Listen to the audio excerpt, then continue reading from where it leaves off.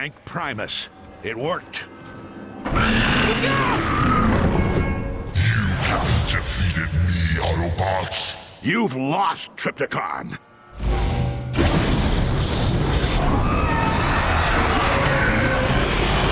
With both sides now kind of taking a break from the the defeat of Trypticon, I should say, we now get ourselves a moment between Optimus and Stinger, and Optimus simply states, "Thank you, all of you. You've actually came to save us." However, Ironhide says, "Yeah, but is there like an ulterior motive to this?" To which this is where Soundwave simply states, "No, there isn't. They've come to help them because it's the right thing to do. You guys were already fleeing the world as it is, considering the fact that Megatron also stated that you guys were allowed to leave and never come back. However, unfortunately, the Decepticon leader does have his contradictions now, doesn't it?" And this is where Stinger simply looks at Optimus and is like, "I'm not coming back to the Autobots, even if I know it's the only place I have to go. I can't. I'm not even sure if I can trust you all again." To which Bumblebee simply looks at his brother with like a pleading, cute face. I mean, it's kind of irresistible at that point. And this is where Optimus simply states he understands. And he apologizes. To which this catches Stinger completely off guard. And he's like, You're what?" To which Optimus says again, "I apologize. I apologize for not understanding.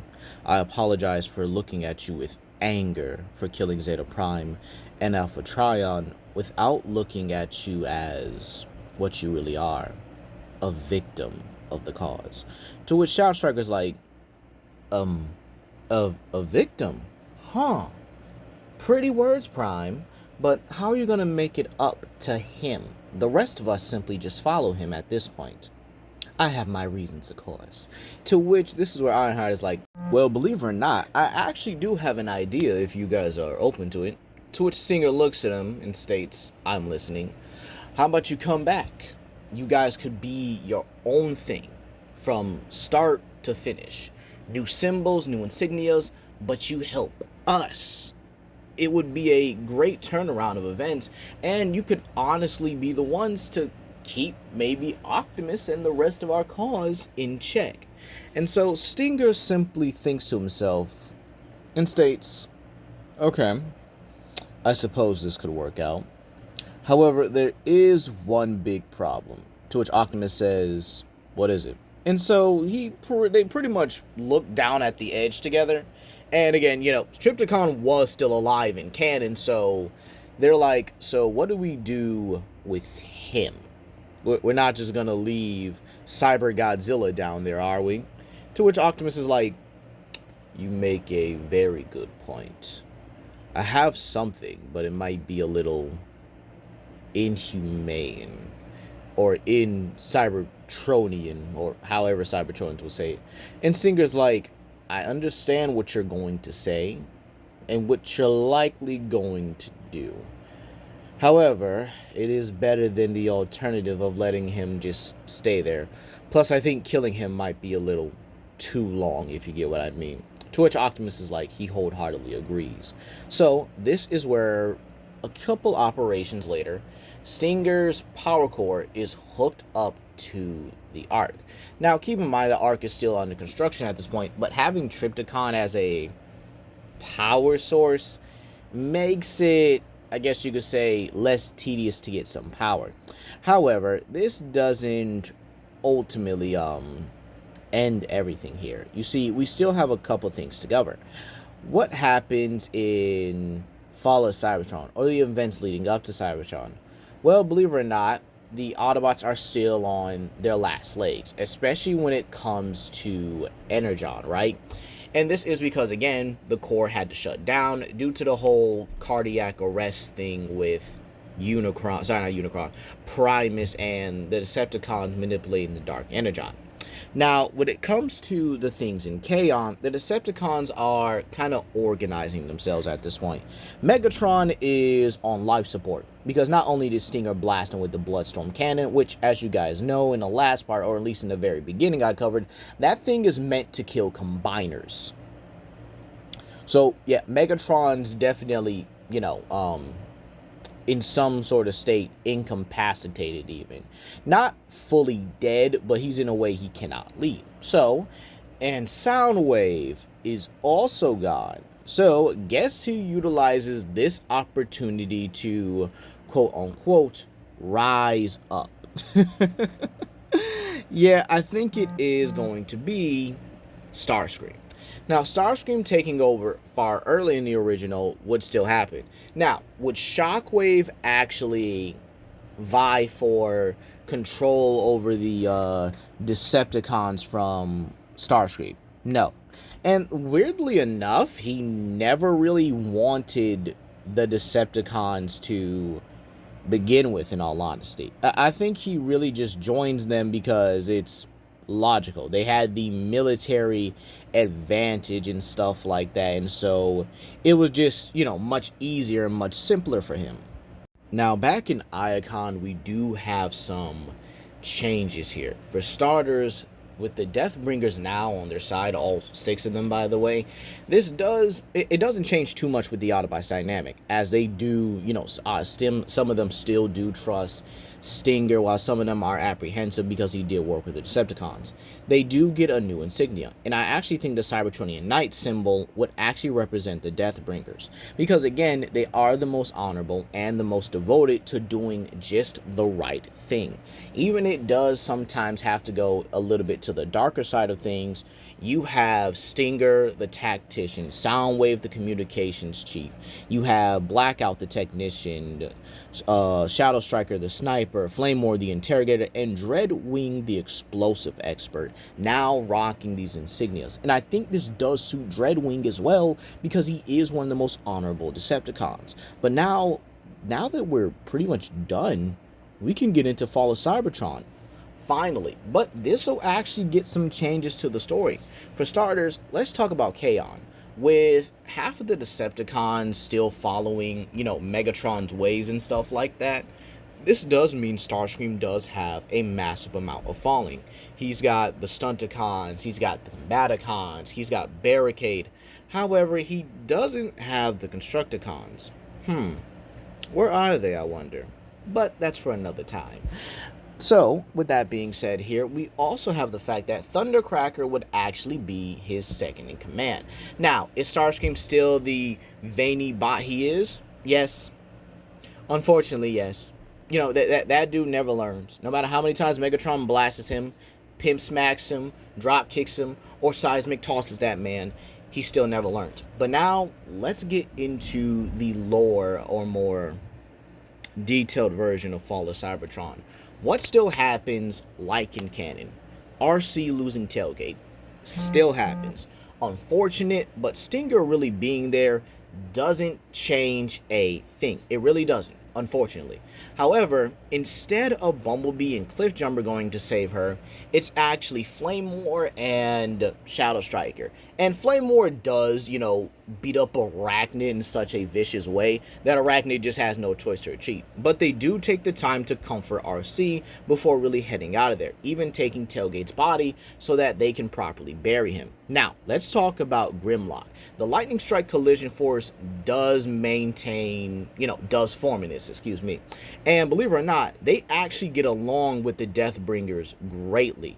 And Grimlock and Stinger are basically like somewhat best buddies at that point. Both are tacticians, both are ruthless, and both are willing to get the job done if Prime doesn't. So essentially, Stinger is a lieutenant, probably a much higher ranking lieutenant, but that doesn't bother Grimlock, as they both kind of chat each other like they're equals. Now, with that being said, this means Grimlock is willing to tell more things to Stinger than he is to Optimus because of Optimus' reservedness. And it does bother Stinger a little bit that Optimus is reserved, but again, considering Optimus gave him his chance, he doesn't question him too much about what he does.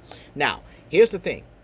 Grimlock does report to Stinger that the Decepticons seem to be getting more powerful. Stinger, noticing this as well, decides that maybe the Lightning Strike Collision Force could actually go and investigate it, but he tells them to be careful and contact them if anything is needed. So, with that being said, they still go out to the Sea of Rust, all 5 of them together. However, it is because Shockwave lured them out there and lured them to an area where they are pretty much captured by the Insecticons. And so, a little bit of a difference here, when Grimlock is pretty much dragged to his chamber, he catches wind of the Constructicons also being experimented on. However, unfortunately, unfortunately for them, because they got to go through that torture, but you know, the Dinobots are still created like in the original, with the Constructicons also being tortured as well, because again, they were trying to defect and go head out with Stinger when they realized that it's just not worth it. Now, let's talk about the first part of it. The Decepticon warp cannons still make their way to Icon like in the original. However, this is where Blackout the Technician actually comes in clutch. Blackout actually knows how the Decepticon warp cannons operate, meaning that the Autobots do not need or do not awaken Metroplexer this one, because again, they do not run out of energon. Instead, I would actually have this kind of chapter be kind of like back and forth between Blackout and Ultra Magnus working together to take out the Decepticon warp cannons. However, the last one is just simply more manually operated. So when Optimus is captured, he's actually presented by Onslaught and Brawl by Starscream. Presented to Starscream by Onslaught and Brawl. And so when Optimus is about to be killed, because I do think Starscream would likely take advantage of this, doing something that Megatron couldn't, this is where Stinger, Dreadwing, and Soundwave basically bust in, no diddy, and they start just wreaking havoc on the Decepticons here. Keep in mind, they're just like the Dinobots, so if you live, you're lucky today. So Soundwave actually does tackle Thundercracker and pretty much knocks him out very quickly. However, this is where Skywarp tries to jump him from behind, trying to stab him in his chest with his blade. However, Soundwave pretty much blasts him through the chest, kind of like how Jazz did him in the Fall of Cybertron trailer, and this ultimately does kill Thundercracker. However, Dreadwing is a bit more merciful today and only blasts Onslaught and Brawl with a little bit more of a concussive blast, if you will, that sends them sprawling back. Meanwhile, Stinger cuts off Optimus's restraints and goes to fight Starscream himself, and he laughs in his face, saying, "Oh, so you're the leader of the Decepticons now." Wow, I can't believe how easy this is right now. To which Starscream says, What do you mean? I'm not easy. Dude, you couldn't lead a parade if you wanted. The fact that Megatron is, is he dead? Did I really kill the guy? To which Starscream was like, yes, you actually did. And now I'm leader of the Decepticons. And as my first duty, I shall execute you to prove myself. And Starscream takes out his subsonic repeater, and actually tries to blast Stinger. However, Stinger just kind of moves to the left, moves to the right, and then punches Starscream in the face. And he says, "Come on, Screamer. You really think you're going to take me on? I mean, I've faced down better. I've beaten Megatron. I've beaten Zeta. I've beaten Combiners, for crying out loud. You think you're going to take me?" To which Starscream takes out his mace and says, "Yes, I will. You will not win this day." And this is where Stinger takes out his plasma blade and actually lets Starscream clash with him a little bit. And he kind of just deflects him. Like, it's kind of pathetic, in all honesty, that Starscream is trying so hard and Stinger isn't. Like, there's just a whole different level of skill here. And this is where Stinger weaves out of the way of another slam or another swing from Starscream and cuts his arm clean off. And he's like, "Dude, I'm not even sure if I want to kill you." To which Starscream is like, you can't do this. I'm and this is where Sound was like, "Hold on a minute. Maybe keeping him alive is actually for the best." And this is where Stinger's like, "Wait, you're serious?" Or in Omni-Man's words, "Are you sure about that?" And this is where Dreadwing simply chimes in. "Indeed, Starscream living may actually benefit us more in the long run, considering the fact that if Megatron is truly dead, he would not actually be such a capable leader, meaning the Decepticon cause could either join us or maybe destroy themselves." To which he looks at Optimus. You want him to go? To which Optimus simply states, yes, to prevent further energon spill, or energon shed, if you will, I would definitely like to let him go. To which Stinger's like, all right, pretty much retracts his blade and kicks Starscream down to Onslaught and Brawl, and simply states, you guys are good to go. I suggest you guys never come here again. So, with that being said, how does this actually end off? I mean, it's the first chapter, in all honesty. Well, believe it or not, Stinger and Optimus would actually be talking to each other about Grimlock's whereabouts. And Stinger reveals that he was tracking an energon source in the Sea of Rust, but it's very possible that he may have gotten captured. So Optimus simply states that now he definitely should go and get him, or Stinger is definitely going to be in charge of getting him back. So Stinger actually takes Blackout, his technician and his technical expert, obviously, Cliff Jumper, Jazz, and Shadow Striker. You already know good and well she's not going anywhere without him, and he's not going anywhere without her. I mean, she's basically attached to that man at this point.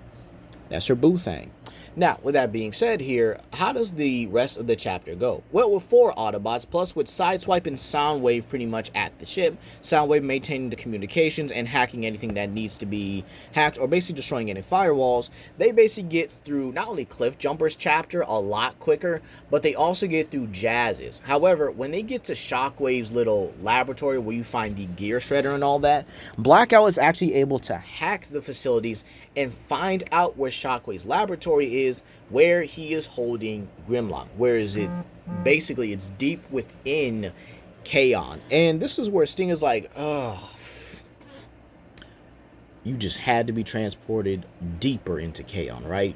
All right, well, we're going to gear up and we're going to get them out of there. To which, this is where Jazz is like, okay, so how you expect us to do that, boss man? To which Sting is like, very simple. We're going to go in invisible, and, well, we're going to bust them out. Simple as that. And so, this is how the operation would go. Using Cliff Jumper's cloaker, they actually are able to not only, perfect it a little bit, but actually make the ship completely invisible. Meaning, they're able to get to Shockwave's laboratory, considering the fact that, well, there are 3 former Decepticons on the ship now, and they know the layout. So, getting to Shockwave's laboratory where Grimlock was is not going to be the hardest part. So when they get on there and they're able to dock securely, this is where they pretty much go in guns blazing. Nothing pretty much holding back. I mean, Blackout's wave cannon or stuff like that can take out a whole army if he wants. That plus with Stinger, Shadow Striker, Jazz, and Cliff Jumper, along with Soundwave and Sideswipe, he they pretty much decimate. By the way, if you're wondering if Stinger ever told about Sunstreaker's death, yes, he did, and Sideswipe, did get a punch on him, but they did manage to resolve their issue. So, sorry for not covering that earlier. I think I should have. But, believe it or not, this is where Stinger is able to make his way into an experimentation chamber where he finds the Constructicons, and he is absolutely livid. And he even unties, or pretty much just tears them out of their restraints, and simply tells them what the heck happened. To which Scrapper admits that they were really going to leave and join him, but unfortunately they were found out in ambush before they can even combine. So this is where Stinger simply states, still willing to join after all this? To which Scrapper's like, dude, this is a way bigger motivation. How the heck they gonna torture us? We carried them through half a part of the war. But now, since we're back with you, ready to give your orders, Commander? To which Stinger simply laughs and says, all right, you got me. I've been waiting to say this for a long time. Constructicons form Devastator. And this is where, we already know what's going to happen. Oh, it's over. Not only do they bust out of their chamber, but they actually put Stinger on Devastator puts Stinger on his shoulder, and Stinger pretty much starts laying waste to anybody from an aerial perspective, while Devastator stumps around on the ground. And, well, this is where you can actually see Devastator smiling as he's enjoying this here, just breaking out and destroying just about everything.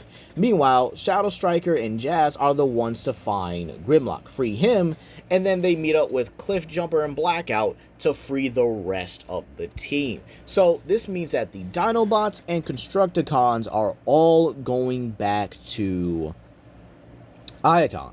So not only do they have a combiner, they got dinosaurs. Yeah, Autobots should be broken at this point, right? However, this is not where we're going to end off here. No. See, Starscream is absolutely livid, wondering how Shockwave is going to fix this.